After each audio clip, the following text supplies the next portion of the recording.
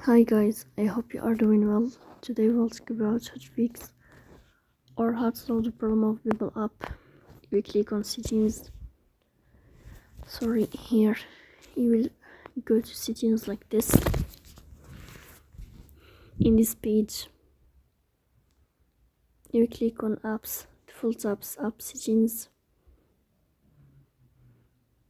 Then here you will go to Babbel app and you will enter. Then you click on Forcestop and you will click OK.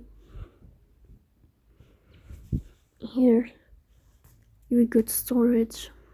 Then we click on clear cache.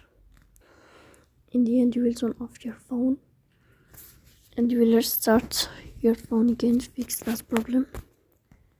So please don't forget to support us.